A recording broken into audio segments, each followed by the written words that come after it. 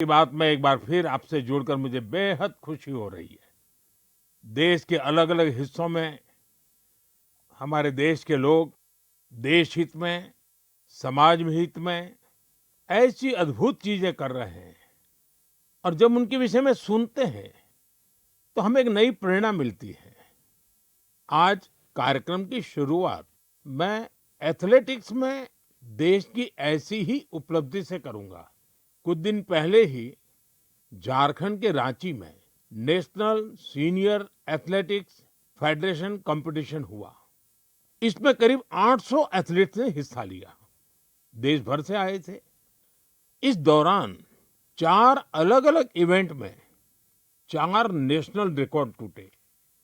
गुरिंदरवीर सिंह, विशाल टीके, तेजस्विनी शंकर, देव मीणा और कुलदीप कुमार, इन साथियों ने अलग-अलग कैटेगरी में नए रिकॉर्ड बनाए। मैं सबसे पहले तो इन सभी को बहुत बहुत बधाई देता हूं। साथियों, एक इवेंट जिसकी देश भर में बहुत चर्चा हो रही है वह है 100 मीटर रेस, 100 मीटर की दौड़। महज 2 दिनों के भीतर मेंस 100 मीटर रेस में नेशनल रिकॉर्ड 3 बार टूटा। जिन 2 एथलीट्स ने ये कमाल दिखाया है वे हैं गुरिंदरवीर सिंह और अनिमेष कुजूर। मैंने सोचा इस बार मन की बात में इन दोनों खिलाड़ियों से बात की जाए। अनिमेष जी नमस्कार। गुरिंदरवीर आपको भी नमस्कार, सत श्री अकाल। नमस्कार सर। नमस्कार। नमस्कार सर। अच्छा भैया, आपने तो बहुत बड़ा अचीवमेंट किया है। आपकी जोड़ी ने भी बड़ा कमाल किया है। हमने संगीत में तो जुगलबंदी देखी थी, लेकिन चुनौती में भी जुगलबंदी होती है कि एक बार एक चुनौती दे, फिर दूसरा उस चुनौती को उठा ले, फिर तीसरी बार कर ले। बड़ा इंटरेस्टिंग विषय रहा है आपका। मैं चाहता हूं कि मन की बात के श्रोताओं को पता चले कि आप लोग के विषय में उनको जानकारी हो, आपने जो पराक्रम किया है उसका पता चले। नमस्ते सर, मेरा नाम अनिमेष कुजूर है। मैं 200 मीटर और 4x100 मीटर का नेशनल रिकॉर्ड होल्डर हूँ। एंड मैं छत्तीसगढ़ से बिलोंग करता हूँ सर। एंड अभी मैं उड़ीसा से खेलता हूँ। मैं लास्ट ईयर एशियन मेडल और वर्ल्ड यूनिवर्सिटी गेम्स मेडल लेके आया। एंड मैं एथलेटिक्स 2021 से चालू किया जब मैं स्कूल से पास आउट हुआ। मैं सैनिक स्कूल अंबिकापुर से पास आउट हूँ। एंड मैं पहले फुटबॉल खेला करता था। एंड मेरे पेरेंट्स कोविड के समय मुझे थोड़ी बहुत छूट देते थे कि तू जाके बाहर दौड़ ले या खेल ले। तो जब कोविड खत्म होने लगा तो मेरे फुटबॉल के जो फ्रेंड्स थे उन्होंने मुझे बोला कि स्टेट मीट होने वाला है, जाके तू पार्टिसिपेट कर। एंड मैं पार्टिसिपेट किया। एंड मुझे पता नहीं था कि वहाँ से नेशनल का सिलेक्शन है। एंड मैं वहाँ से नेशनल का सिलेक्ट हुआ। एंड आज मैं इंडिया को रिप्रेजेंट कर रहा हूँ इंटरनेशनली। और गुरिंदरवीर जी का क्या है? नमस्ते सर, मेरा नाम गुरिंदर वीर है और मैं इंडियन नेवी में पैटी ऑफिसर हूँ और मैं इंडिया का सबसे तेज स्प्रिंटर हूँ। अभी मैंने 100 मीटर में 10.09 का नेशनल रिकॉर्ड बनाया है और मैं पहला इंडियन हूँ जो 10.1 के बैरियर के नीचे भागा है। और मैं कोशिश कर रहा हूँ मैं ट्रैक और वर्दी में भी अपने देश की सेवा करूँ। मेरे फादर और मेरे ग्रैंडफादर दोनों स्पोर्ट्स करते थे। तो हमारे इंडिया का कल्चर है, जब भी कोई त्योहार होता है जैसे दिवाली जैसे नया साल, तो हम अपने घर की सफाई करते हैं। तो मैं अपने फादर की ट्रॉफीज और मेडल्स की सफाई करता था। तो मेरे को वो बहुत अच्छा लगता था। मैं बहुत खुश होता था। तो जब मैं कोई ट्रॉफी साफ करता था तो मैं पूछता था अभी ये ट्रॉफी कहाँ जीती, ये मेडल कहाँ जीता, ये फोटो कब किया है। तो फिर मेरे को वो अपनी कहानी सुनाते थे भी मैं यहाँ खेलने गया, मैंने ये नेशनल मेडल जीता, ये मैंने अपनी टीम को इतना जिताया। तो फिर मैं भी उनको बोलता था भी मैं भी कोई स्पोर्ट्स करनी है। वो रनिंग करने जाते थे मॉर्निंग में, तो मैं उनको बोलने लगा भी मेरे को भी लेके जाया करो अपने साथ। तो मेरे को लेके जाने लगे, जो उन्होंने अपनी गेम स्पोर्ट्स में सीखा था तो मेरे को सिखाने लगे। तो मेरा इंटरेस्ट बनने लगा। मैंने यूसेन बोल्ट का वर्ल्ड रिकॉर्ड टूटता हुआ देखा। तो एक स्टोरी है ऐसे फनी, मैं अभी टीवी देख रहा था तो मम्मी ने मेरी ने टीवी बंद कर दिया, भी अभी बेटा पढ़ने का टाइम हो गया, आप पढ़ो। तो मैं कभी ठीक, आप मेरे को टीवी नहीं देखने देते, एक दिन ऐसा आएगा आप मेरे को टीवी में ढूंढोगे भी, देखो वो गुरिंदर दौड़ रहा है। तो मेरे को भी खुशी होती है जब मेरी माँ मेरे को टीवी पे दौड़ता हुआ देखती है। वाह वाह वाह, बड़ी शानदार बात है भी आपकी तो। हाँ जी, मिडिल क्लास फैमिली है सर। फिर मेरे फादर वो भी वॉलीबॉल खेलते थे। घर की प्रॉब्लम्स की वजह से उन्होंने अपनी स्पोर्ट्स छोड़ दी। उनका जो सपना पूरा करने वाला रह गया, तो उन्होंने मेरे अंदर वो सपना देखा भी मेरा बेटा वो सपना पूरा करेगा। तो मैं उनसे बातें करता था, फिर सुनता था मिल्खा सिंह इतनी मेहनत करते थे। मैं उनको बोलता था मैं भी एक दिन आपका सपना पूरा करूंगा। तो बोलते सपना पूरा ऐसे नहीं होता, उसके लिए बहुत हार्ड वर्क करना पड़ता है, मेहनत करनी पड़ती है। मिल्खा सिंह जी खून की उल्टियां करते थे, धूप में भागते थे, सारा सारा दिन ट्रेनिंग करते थे। तो वो चीजें मेरे को इंस्पायर करती थी। मेरे फादर मेरे को इंस्पायर करते थे भी मैं भागूंगा अपने देश के लिए मेडल लाऊं, जीतूं। और ये भी था भी जब मैंने इवेंट चूज किया 100 मीटर, सभी मेरे को बोलते थे भी 100 मत करो, 100 इंडियंस का इवेंट नहीं है, इंडियंस की बॉडी 100 मीटर के लिए बनी ही नहीं है। तो मैं और मेरे फादर हमेशा बोलते थे भी गुरिंदर, हमने ये चूज किया है, हम इससे पीछे नहीं हटेंगे। जो हमें बोलते हैं भी हम नहीं कर सकते, हम उसको करके दिखाएंगे और तू करके दिखाएगा, मुझे तेरे पे भरोसा है। तो वो भरोसा जब मेरे को मेरे फादर ने मेरे पे किया, तो मैं उस भरोसे को अपनी हिम्मत बना के मैं चला और मैं आज हर इंडियन बोलता है भी इंडियन स्प्रिंट कर। देखिए, आप दोनों ने बहुत बड़ा कमाल किया है और सिर्फ 2 दिनों के भीतर आप दोनों ने 3 बार नेशनल रिकॉर्ड तोड़ा है। 100 मीटर रेस में दौड़ना, और जैसा गुरिंदर वीर जी ने कहा कि लोग कहते हैं कि भारत के लोगों का तो बदन इस काम के लिए है ही नहीं, इतना मुश्किल होते हुए भी आपने काम किया। तो ये दोनों से मैं जानना चाहूंगा, और मन की बात के श्रोता भी सुनना चाहेंगे कि कौन सा जज्बा था, क्या जीत थी, क्या सोचा था और कैसे कर रहे थे?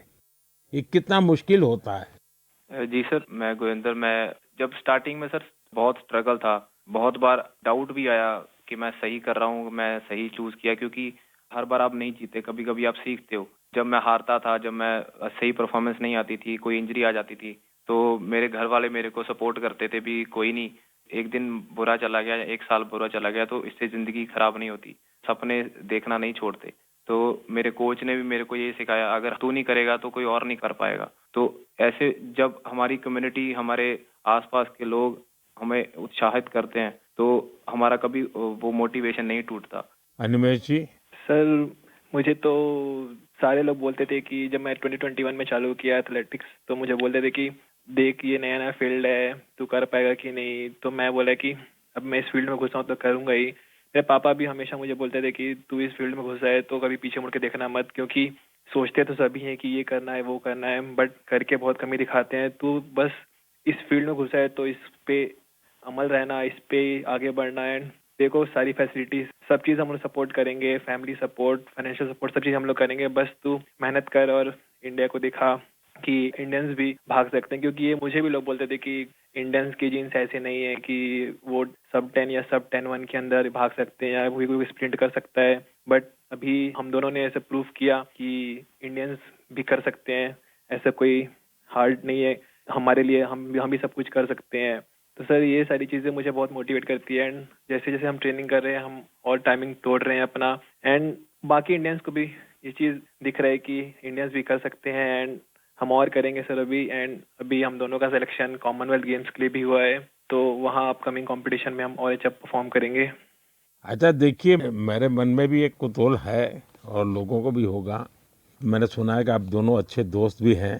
आप दोनों ने कुछ ठान रखा था क्या कि तुमने मेरा रिकॉर्ड तोड़ा तो मैं तेरा रिकॉर्ड तोड़ दूंगा? पहले अनिमेश बता दे। सर जी पहले रिकॉर्ड 10.18 का था जो कि मेरा ही था। एंड देन उसको गुरिंदर भैया ने सेमीफाइनल में तोड़ दिया 10.17 करके। एंड मैंने फिर से उसको सेमीफाइनल 2 में 10.15 करके तोड़ दिया। तो उस समय जब मेरा सेमीफाइनल हुआ तो हम दोनों ही खुश थे कि हाँ चलो ठीक है, तो आज रिकॉर्ड टूटा एंड चलो हम दोनों ने तोड़ा ऐसा। क्योंकि उस समय कंपटीशन में राइवलरी रहती है, बट हम दोनों ठान के रखे थे पहले से ही कि उससे पहले हम लोग सऊदी अरेबिया भी गए थे कंपटीशन करने के लिए। तो वहाँ भी हम दोनों रूममेट थे, तो हम दोनों वहाँ भी ऐसा बात करते थे कि इंडिया के स्प्रिंटिंग को आगे लेके जाना है एंड हमारे ही हाथों में है वो चीज़। हम जो करेंगे वही बाकियों को मोटिवेट करेगा। गुरिंदर वीर क्या कहना चाहेंगे? हम दोनों ने डिसाइड किया था भी हम दोनों अच्छा भागेंगे। तो कभी भी सर एक दूसरे को जरूरत होती है तो एक दूसरे के साथ खड़े होते हैं। जैसे अभी रिकॉर्ड करने से पहले जब मैंने रिकॉर्ड किया, फिर अनिमेश ने किया, तो जब हम वार्म अप कर रहे थे तो मैं अनिमेश को बता रहा था भी अनिमेश वो ब्लॉक सही है, उस पे जाके बैठ, वहां पे स्ट्राइड कर ले, हम वार्म अप यहाँ पे करेंगे, यहाँ पे वार्म अप सही होगा। तो एक दूसरे की हेल्प करते हैं, एक दूसरे की हेल्प करते हैं जब, तो दूसरा भी इम्प्रूव करता है, हम भी इम्प्रूव करते हैं। तो दोस्ती भी चाहिए सर, बट जब हम ग्राउंड के बाहर हैं, कंपटीशन के बाहर हैं तो हम दोस्त हैं, बट जब हम ग्राउंड में चले जाते हैं तो एक दूसरे के कॉम्पिटिटर हो जाते हैं। तो ये होता भी मैं इससे फास्ट भागूंगा, मैं इससे फास्ट भागूंगा।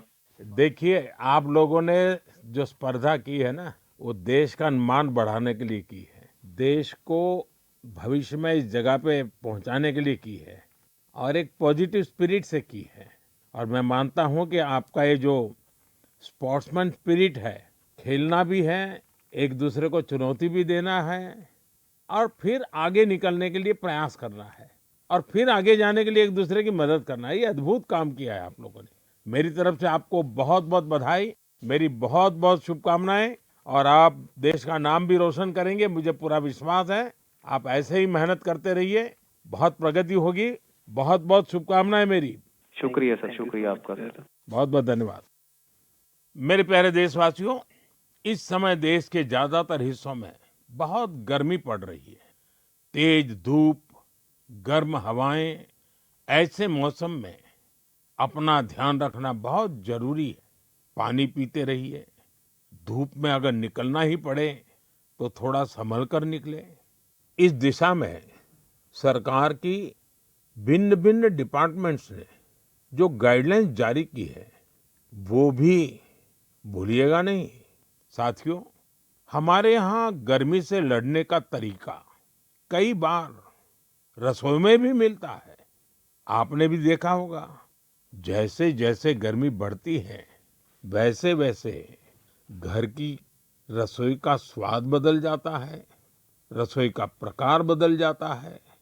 कहीं मटके का पानी निकल आता है, कहीं दही जमने लगता है, तो कहीं कच्चे आम उबलने लगते हैं और फिर शुरू होता है देसी पेय का दौर। देसी पेय से आप भी परिचित हैं।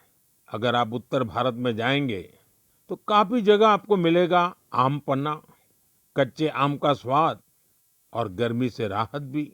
पंजाब हरियाणा जाइए तो लस्सी मिल जाएगी, बड़े गिलास वाली लस्सी। राजस्थान और गुजरात में छाछ जैसे हर खाने की साथी बन जाती है। और बिहार, झारखंड, पूर्वी उत्तर प्रदेश में सत्तू का शरबत, उसकी तो बात ही क्या है। पेट भी भरे, ताकत भी दे। कोंकण और गोवा में कोकम शरबत, सोल कढ़ी, दक्षिण भारत में पानकम, नीरमोर, संबारम और ओडिशा में बेलपना। वो सिर्फ पेय नहीं, भारत के अलग अलग क्षेत्रों की परंपरा का हिस्सा है और इसमें एक भारत श्रेष्ठ भारत की भावना की झलक भी मिलती है। और एक बात जरूर ध्यान रखिएगा, इनमें से ज्यादातर चीजें हमारी अपनी रसोई से निकली है, हमारे खेत खलिहान से निकली है। कोई बड़ी ब्रांडिंग नहीं है, लेकिन पीढ़ियों का अनुभव उनमें समाया हुआ है। आप भी गर्मी के दौरान देसी पेयजलों का खूब आनंद लीजिए। साथियों, गर्मी आते ही एक और चर्चा हर घर में शुरू हो जाती है और वो है आम। आम आम चर्चा का विषय होता है। भारत में शायद ही कोई घर होगा जहां गर्मियों में आम की बात न होती हो। हर इलाके का अपना आम, अपना स्वाद, अपनी खुशबू। महाराष्ट्र और कोंकण का हापुस, अल्फांसो, गुजरात का केसर, यह तो आमरस की जान है। उत्तर प्रदेश का दशहरी और मेरी काशी का लंगड़ा। वैसे लंगड़ा आम की एक खास बात होती है, पकने के बाद भी उसका रंग कई बार हरा ही रहता है। बिहार का जर्दालू, जिसकी खुशबू दूर से पहचान में आ जाए। चौसा, मालदा, हर नाम के साथ लोगों की यादें जुड़ी हुई है। दक्षिण भारत जाइए तो बंगनपल्ली, तोतापुरी, नीलम, मलगोवा, बंगाल का हिमसागर, उड़ीसा और आंध्र प्रदेश का सुवर्ण रेखा। यानी जगह बदलती है, आम का रूप, रंग और उसका स्वाद भी बदल जाता है। और साथियों, आम की ये यात्रा अब गांव से ग्लोबल मार्केट तक भी पहुंच रही है। आज मन की बात के माध्यम से मैं आम की पैदावार से जुड़े अपने किसान भाई बहनों की प्रशंसा करूंगा। आप देश की कृषि अर्थव्यवस्था के लिए आम किसान नहीं, बहुत विशेष हैं। ऐसे ही छाए रहिए। साथियों, गर्मी के इन दिनों में ऐसे तो स्कूलों की छुट्टियां होती हैं, लेकिन मैं एक ऐसे क्लास की बात करूंगा जिसमें आपका एडमिशन करने का मन कर जाएगा। साथियों, एक स्थिति की कल्पना कीजिए, एक ऐसा स्कूल जहां बच्चे भी आते हो, युवा भी और बुजुर्ग भी, जहां कोई फीस ना हो, कोई बड़ी बिल्डिंग ना हो, कोई क्लासरूम भी ना हो, और सबसे रोचक बात, वहां क्लास नदी में लगती हो। साथियों, ये कोई कहानी नहीं है, ये एक सच्चा प्रयास है। केरलम के आलुवा में साजी वलाशेरिल जी ऐसा ही एक स्विमिंग क्लब चला रहे हैं। अब तक 15,000 से ज्यादा लोग यहाँ तैरना सीख चुके हैं। साजी जी ने दिव्यांग बच्चों को भी स्विमिंग सिखाई है। इस प्रयास के पीछे एक पीड़ा भी छिपी है। कुछ वर्ष पहले एक नौका हादसे में कई छात्रों की मृत्यु हो गई थी। उस घटना ने साजी जी को भीतर तक झकझोर दिया। उन्होंने सोचा, अगर बच्चों को तैरना आता होता तो शायद कई जानें बच जाती। बस यहीं से शुरू हुआ उनका ये अभियान। साथियों, साजी वलाशेरिल जी का जीवन हमें एक बहुत बड़ी सीख देता है। सेवा करने के लिए बहुत बड़े साधन जरूरी नहीं होते, जरूरी होता है एक अच्छा इरादा और लगातार किया गया प्रयास। इन्हीं के दम पर हजारों लोगों के जीवन में बदलाव लाया जा सकता है। मेरे प्यारे देशवासियों, बीते दिनों मुझे यूरोप के नीदरलैंड जाने का अवसर मिला। वहां मैं कई मीटिंग में शामिल हुआ। इसी दौरान एक ऐसा क्षण आया जिसने हर भारतीय को गर्व से भर दिया। नीदरलैंड्स में आयोजित एक विशेष समारोह में चोला काल की प्राचीन ताम्र पट्टिकाएं भारत को वापस सौंपी गई। उस कार्यक्रम में नीदरलैंड्स के प्रधानमंत्री भी मौजूद थे। इन ताम्र पट्टिकाओं को लेकर मुझे देश विदेश से लगातार संदेश मिल रहे हैं।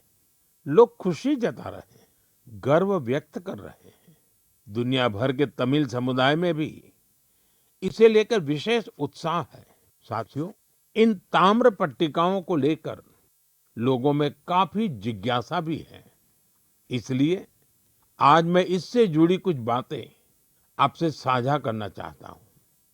इनमें 21 बड़ी और 3 छोटी ताम्र पट्टिकाएं हैं। ये मुख्य रूप से राजा राजेंद्र चोला प्रथम द्वारा अपने पिता राजा राजा चोला के एक वचन को पूरा करने से जुड़ी है। इनमें आनाई मंगलम गांव को एक बौद्ध विहार को दान देने का उल्लेख है। इन ताम्र पट्टिकाओं में चोला वंश की उपलब्धियों का भी वर्णन मिलता है। इनसे पता चलता है कि चोला साम्राज्य की समुद्री शक्ति कितनी मजबूत थी। दक्षिण पूर्व एशिया के देशों के साथ उनके संबंधों की जानकारी भी इनमें मिलती है। चोला साम्राज्य के समृद्ध इतिहास और संस्कृति पर हम सभी को बहुत गर्व है। साथियों, हमारी सरकार भारत की ऐसी अमूल्य धरोहरों के संरक्षण के लिए लगातार प्रयास कर रही है। इसी क्रम में ज्ञान भारतम अभियान के तहत छत्तीसगढ़ के मल्हार में भी एक महत्वपूर्ण खोज हुई है। यहाँ 3 दुर्लभ ताम्र पट्टिकाएं मिली हैं। ये पांडुवंशी राजवंश के महर्षि बालार्जुन के शासनकाल से जुड़ी मानी जा रही है। विशेषज्ञ मानते हैं कि इंस्क्रिप्शंस 6ठी 7वीं सदी के हैं, यानी 1400-1500 साल पुराने। ये ताम्र पट्टिकाएं प्राचीन ब्राह्मी लिपि और पाली भाषा में लिखी गई है। इनसे उस समय की शासन व्यवस्था, धर्म और संस्कृति के बारे में महत्वपूर्ण जानकारी मिलती है। साथियों, हम भारतीयों में खगोल विज्ञान यानी एस्ट्रोनॉमी को लेकर हमेशा विशेष आकर्षण रहा है। हमारे देश में आज भी सदियों पुरानी ऑब्जर्वेटरीज मौजूद है। यहाँ अद्भुत मैथमेटिकल डिस्कवरीज हुई है। नेविगेशन हो, पंचांग हो या हमारे पर्व त्योहार, इन सब का संबंध आकाश और तारों से रहा है। हमारे यहाँ एस्ट्रोनॉमी ने हर पीढ़ी में कौतूहल जगाया है, उसे एक्सप्लोरेशन के लिए प्रेरित किया है और आज के युवाओं में भी इसे लेकर काफी उत्साह दिखाई देता है। आजकल आप भी देखते होंगे, देश भर में एस्ट्रोनॉमी क्लब्स तेजी से लोकप्रिय हो रहे हैं। बड़े शहरों से लेकर छोटे कस्बों तक, स्कूलों से लेकर पार्कों तक इनकी गतिविधियां दिखाई देती हैं। मुझे बेंगलोर एस्ट्रोनॉमिकल सोसाइटी के बारे में जानकारी मिली। यहाँ ऑब्जर्वेशनल सेशंस आयोजित किए जाते हैं। इस संस्था ने ग्रामीण क्षेत्रों में एस्ट्रोनॉमी को लोकप्रिय बनाने का मिशन भी शुरू किया है। खगोल मंडल नाम की टीम ने 30 घंटे का एक बहुत इनोवेटिव कोर्स शुरू किया है। साथियों, रात में तारों को निहारना अपने आप में अद्भुत अनुभव होता है। एस्ट्रो केरला नाम की एक संस्था नाइट ऑब्जर्वेशन कैंप और वर्कशॉप आयोजित करती है। यहाँ युवा साथी टेलीस्कोप बनाना और स्टार मैप्स का इस्तेमाल करना सीखते हैं। राजकोट के बिग बैंग एस्ट्रोनॉमी क्लब ने गिर के जंगलों से लेकर कच्छ के रण तक अनेक एस्ट्रोनॉमी इवेंट्स आयोजित किए हैं। ज्योतिर्विद्या परिसंस्था भी एस्ट्रोनॉमी के सबसे पुराने संस्थानों में से एक है। यहाँ ऑब्जर्वेशनल फैसिलिटीज के साथ साथ बुक्स, लाइब्रेरी और टेलीस्कोप लाइब्रेरी की सुविधा भी है। मैं आईसेक का भी जिक्र करना चाहूंगा। यह एक student led nation wide network है जो एस्ट्रोनॉमी और एस्ट्रोफिजिक्स क्लब को आपस में जोड़ता है। साथियों, अपनी हॉबी के लिए समय निकालना और लगातार कुछ नया सीखते रहना बहुत जरूरी है। मैं युवाओं से आग्रह करूंगा कि वे किसी एस्ट्रोनॉमी क्लब से जरूर जुड़े और इन छुट्टियों में किसी प्लेनेटेरियम को भी जरूर देखने जाएं। साथियों, मन की बात कार्यक्रम को जो लोग टीवी पर देख रहे हैं, मैं उनसे कहूंगा, एक वीडियो जरूर देखिएगा। ये वीडियो पिछले दिनों बहुत चर्चा में रहा। इसमें कुछ लोग बहुत धैर्य से, बहुत सावधानी से एक गंगा डॉल्फिन को बचाने की कोशिश कर रहे हैं। आपको ये जानकर आश्चर्य होगा, इस पूरे प्रयास में करीब 13 घंटे लगे और आखिरकार वो डॉल्फिन बच गई। साथियों, इसमें बहुत बड़ी भूमिका रही भारत की पहली गंगा डॉल्फिन रेस्क्यू एम्बुलेंस की। ये घटना उत्तर प्रदेश की है। वहां एक गंगा डॉल्फिन नहर में फंस गई थी। ऐसे समय में नमामि गंगे अभियान के तहत बनी ये एम्बुलेंस उसके लिए उम्मीद बनकर पहुंची। फिर बहुत सावधानी से उसे बाहर निकाला गया, उसकी जांच की गई, उसका इलाज किया गया और उसके बाद उसे सुरक्षित राप्ती नदी में छोड़ दिया गया। एक तरह से कहें तो एक जीवन फिर अपने घर लौट गया। साथियों, ये डॉल्फिन रेस्क्यू एम्बुलेंस बहुत खास है। इसे एक चलते फिरते अस्पताल की तरह तैयार किया गया है। इसमें डॉल्फिन को सुरक्षित रखने की व्यवस्था है, ऑक्सीजन की सुविधा है, विशेष स्ट्रेचर है, बचाव के उपकरण है। यानी अगर कोई डॉल्फिन घायल हो जाए, नहर में फंस जाए या नदी से कट जाए तो तुरंत उसकी मदद की जा सकती है। साथियों, जब हम गंगा डॉल्फिन को बचाते हैं तो हम सिर्फ एक प्रजाति को नहीं बचाते, हम गंगा की जैव विविधता को बचाते हैं, नदी के पूरे जीवन तंत्र को बचाते हैं और अपनी आने वाली पीढ़ियों के लिए प्रकृति की एक अमूल्य धरोहर भी बचाते हैं। मेरे प्यारे देशवासियों, आप में से बहुत लोगों की नदी, तालाब और कुएं के पानी से जुड़ी यादें जरूर होगी। किसी को तालाब में तैरना याद होगा, किसी को दोस्तों के साथ तालाब किनारे खेलना, किसी को उस मिट्टी की खुशबू याद होगी। बचपन की ऐसी यादें जीवन भर मन में बसी रहती हैं। साथियों, ऐसी ही यादों को बचाने की एक प्रेरक गाथा उत्तर प्रदेश के बस्ती जिले से सामने आई है। बस्ती के आकाश गुप्ता अपने गांव की मनोरमा नदी को देखकर बहुत दुखी होते थे, क्योंकि जिस नदी को उन्होंने बचपन में साफ और जीवन देखा था, समय के साथ उस नदी में प्लास्टिक जमा होने लगा था, गंदगी बढ़ती चली जा रही थी। श्रीमान आकाश ने तय किया कि शिकायत नहीं करेंगे, एक नई शुरुआत करेंगे। शिकायत नहीं, शुरुआत मंत्र बन गया। उन्होंने अपने दोस्तों को साथ लिया। सिर्फ जाल था, फावड़ा था, टोकरी थी और सबसे बड़ी ताकत थी कुछ बदलने का संकल्प। ये युवा नदी में उतरते थे, जलकुंभ भी निकालते थे, प्लास्टिक और कचरा बाहर लाते थे। कई बार एक दिन में 50-60 किलो तक कचरा नदी से निकाला गया। धीरे धीरे मनोरमा नदी का वह हिस्सा फिर से साफ दिखने लगा। आसपास के लोगों का ध्यान भी इस काम की तरफ गया। लोगों में स्वच्छता को लेकर जागरूकता बढ़ी। साथियों, ऐसी ही एक प्रेरक कहानी गोवा से भी सामने आई है। गोवा के बाल कृष्ण अय्या जी रिटायर्ड टीचर हैं, लेकिन समाज के लिए काम करने का उनका उत्साह आज भी वैसा ही है। उन्हें मड्डी तोलाब इलाके में पानी की समस्या बहुत परेशान करती थी। उन्होंने भी समाधान के लिए काम शुरू किया। बालकृष्ण जी ने पाइपलाइन बिछाने के काम में महत्वपूर्ण भूमिका निभाई। इससे कई घरों तक पानी पहुंचा। जिन परिवारों को पानी के लिए रोज संघर्ष करना पड़ता था, उनके लिए यह बहुत बड़ी राहत बनी।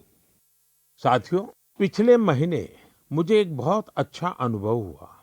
इसका संबंध मन की बात से भी जुड़ा है, इसलिए आज मैं इसकी चर्चा आपसे करना चाहता हूँ। तमिलनाडु के नागरकोइल में मेरी मुलाकात एक टीचर से हुई। करीब 3 दशक पहले भी मैं उनसे मिला था। मैं बात कर रहा हूँ गिरिजा अम्मा जी की। इस मुलाकात के दौरान कुछ युवा स्टूडेंट्स भी उनके साथ थे। साथियों, गिरिजा अम्मा जी करीब 15 स्कूल चलाती हैं। इनमें चेन्नई का जय गोपाल गरोडिया हिंदू विद्यालय बहुत प्रमुख है। उनकी देशभक्ति की भावना हर भारतवासी को प्रेरित करने वाली है।